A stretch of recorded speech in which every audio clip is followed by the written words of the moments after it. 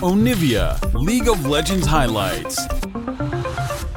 And Trundle usually stronger on the losing end of the bottom 2v2 because then you can set up really nice ganks. But on blue side, Trundle pick can be quite strong too. But they'll go with the Xin Zhao versus the Jinx. We kind of knew was on that turret. Karis does have teleport, but we'll have to back first. Yeah. Meanwhile, here on the bottom side, another handshake comes in. Shawnee's going to just die. First blood. That's first blood once again. I've seen this before, Wolf. Second, first blood. Looks like first, the Hobbits second blood. T1 will get the first Drake now. Yep. Carrier going to help out Ona. Checking out some of the spells. Some of the ghost that's down here, but Dudu without flash, Karis without flash, and Shani without flash.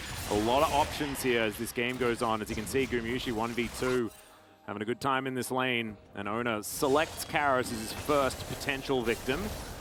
But dashing forward, Charm is going to miss. T1 just wanted to get a shove here. They will be able to do so. There's a flash forward into the knockup. Valkyrie comes in as well as Ona is just dashing after Karis. He'll grab it with the W. And Onfleek is now left to deal with this wave. Yeah, just a lot of extra like Esports here, but we've kind of come to a similar conclusion. As Owner is once again. Yeah, well, this is real rough as he's going to get interrupted halfway through the safeguard, and that's going to mean he's not very safe, Wolf. Dudu as well might be in trouble also as he, oh my god, the Wind Becomes Lightning is going to be there. Audacious jump. I think it's the end of that movie. I don't want to give away anything, but you know, I think it's good. As okay, Dudu's dead. Yeah, well, that's what happens when we replay Purgatory sometimes, but we had to show the sick plays where Gumushi just gets over the wall there after Chompers and Abyssal are all a little bit disjointed there with the flash kick set up. And Karis is going to take a lot of damage. Package is ready. Faker wants to help deny this. There's no one else here, however. He's just by himself throwing rockets out. No one's really doing anything to answer. He'll eat the honey fruit, and it belongs to him. As he packages back to the lane, that's dangerous because he's a corky. Yeah, is 6 to 8, and he's knocked up mid-dash there. That's that. Yeah, it is. It's all too easy. As this is the one we missed. Yeah, so... It's just a jungle versus top lane 1v1 as he flashes for this. Oh my god. Like, Dudu's not been having a great time, but also Owner's been having a fantastic one. And well, this time it might be the man advantage for Hanwha Life that will get him out of here as he's pushed back towards Chani. Okay, there's the ulti, and they single out the Jinx. She gets devoured, but I don't know whether it's going to be enough. Ona somehow still alive here as well as Onfleek gets knocked up. How the heck did he live for so long? Karis is going to have his charm flashed by Faker. That looked real sexy, but he is going to be map. And he does die here in the end, but it's a huge win for T1 in the exchange, which is going to allow Faker to now grab a full turret of plates. And Chani right now. Oh my god. If you're a Hanwha fan, probably just keep it that way. Okay, as I say this, he does pick up his Kraken Slayer, but the lead is real. It is. Dudu's going to find a Nah into Zeus, who's not as immune as he wants to be, and they pick up that kill as the turret falls down on the bottom side. Nicely done there. Really impressive, which snowballed across the map, but then the Kalista Renata picks into a Jinx. Tom Kemps, they kind of funneled Hanwha Life Esports into. They're crushing it there. Mid lane, Faker got all plates as a Corki into the Ahri, got the whole turret. T1 are just kind of outplaying. Karis was the biggest loser. Faker gets so much money, and this is what I was talking about. They don't crash the Rift Herald topside because they're just going to give it to Faker. Faker just come up here by himself. No one can threaten him. No one can hurt him. And he may as well just use the Rift Herald to take an inner turret. And that's what they're going to do. Rift Herald pretends to be a Krug for a moment. Faker's got package. He's like, if anyone wants to defend this, please try. Be my guest. Yeah. And yeah, T1 is sieging inner turrets right now. Dudu is a very long way away from this, as Shirley will be able to get this one. Carrier avoids the tongue lash. Vista hasn't found too many of those as Karis is fighting against Faker. Lands a very nice charm, but the Valkyrie is still going to be there. As there's the flash mini stun into the wall. And Onfleek is going to punish Faker for his overextension. Yeah, that was a very greedy move there from Faker. This week's going to be crazy.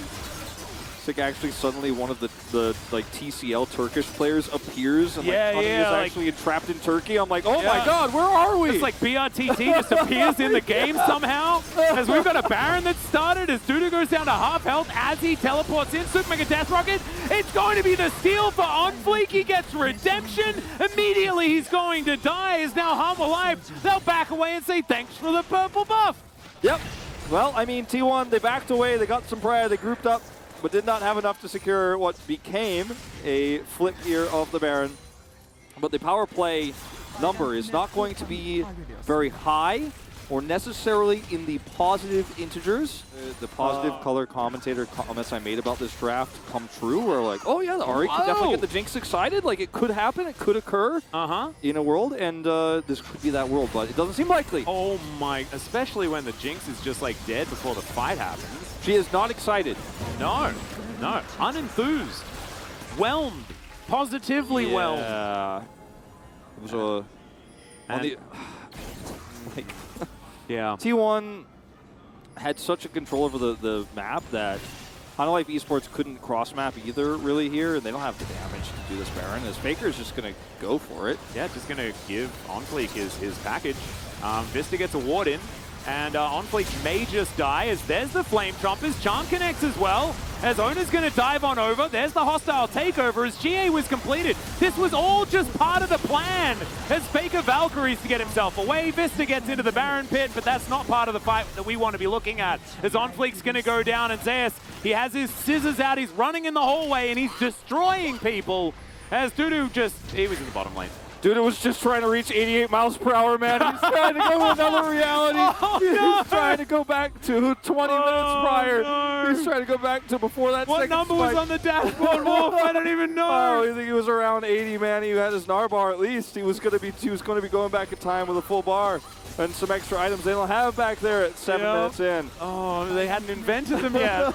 7 minutes in, I don't think. Okay, this inhibitor is going to go down. T1 with absolutely all the items that he could want. Elixir of Wrath just used. Means business. There's now Hanwha Life looking to try and hold on to their bottom inhibitor turret. Ever so difficult as the amount of poke that comes through here. Faker, I mean, Dudu is the tankiest member of the team. I mean, he doesn't exactly Faker have tank items, but like, yeah, Faker is just huge. He built Hex Trigger first. Yeah. He just doesn't care. He got a whole turret worth of plates. Look, he has 0 kills. He's just sitting on 3 assists, but he has killed a lot of minions. He has killed a lot of them. He is almost Flame Horizon Karis. And turrets, and he like guaranteed Barons and Drakes and all sorts of things here as Vis is going to dive forward. They managed to get the snare down, but the Fate's Call comes on in. The tower is going to be taken down, and now Gumayusi is looking to take the lease in. He gets devoured, gets a huge shield, but you can see, look at how many sticks are in the members of Hanwha. He pulls them out. Oh my god, the damage. As Johnny, yeah, he's going to go down. It's Faker that's cleaning up as Gumayusi is hopping on through, and this game is done and dusted. It took an extraordinarily long time, but T1 will close out the series 2-1. Great performances from the top side of the map here once again for T1, but it was Owner who got the lead that we saw.